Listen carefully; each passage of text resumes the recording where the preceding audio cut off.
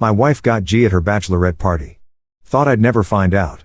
Until I quietly vanished before the wedding, and what happened next left everyone speechless. My name is Marcus Hale, and let me tell you something about the American dream. It's a real son of A when it decides to sucker punch you in the gut. 2 years ago, I was living what every basic dude with a business degree thinks is the perfect life. Hell, I was practically the poster child for having your together in your late 20s. I had a software company that was actually making money, not just burning through venture capital like most startups run by guys who think wearing hoodies to board meetings makes them Steve Jobs. No, my company was genuinely thriving, pulling in 7 figures annually, and I wasn't even 30 yet. My parents, God bless their suburban hearts, couldn't shut up about their successful son at every neighborhood barbecue and Christmas party. You know how it goes.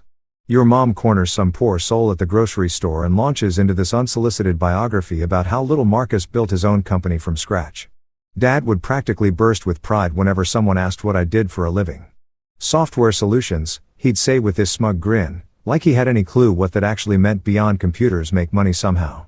Then there was my brother Daniel, my supposed ride or die.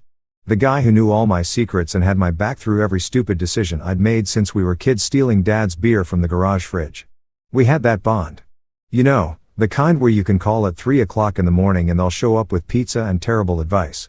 No questions asked. At least that's what I thought we had. But the real crown jewel of my supposedly perfect existence was Christina Ward. Jesus Christ. Where do I even start with Christina? This woman wasn't just beautiful. Though, let's be real, she was a certified knockout with those green eyes and this smile that could probably end wars if deployed strategically. She was the whole package. Smart enough to hold her own in any conversation. Ambitious enough to have her own career goals, and funny in that dry, sarcastic way that made me think we were perfectly matched intellectually. For 3 years, we built what I genuinely believed was a real partnership, not one of those shallow relationships where you're just splitting rent and pretending to like each other's friends. No, this felt like the real deal.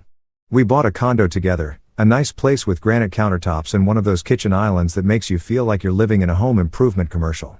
We adopted this golden retriever named Charlie, who was basically our practice kid, complete with his own Instagram account because that's apparently what responsible pet parents do now. Christina and I would spend hours planning our future like we were mapping out a business strategy, dream vacations to places like Japan and Iceland, conversations about what we'd name our kids, debates about whether we wanted to live in the suburbs or stay urban. She had this way of making even the mundane stuff feel significant. Grocery shopping became this thing where we'd argue about organic versus conventional produce. And somehow she made me care about thread count when we bought sheets. What really got me was how seamlessly she fit into my world and how naturally I slipped into hers. Her parents treated me like I was already family.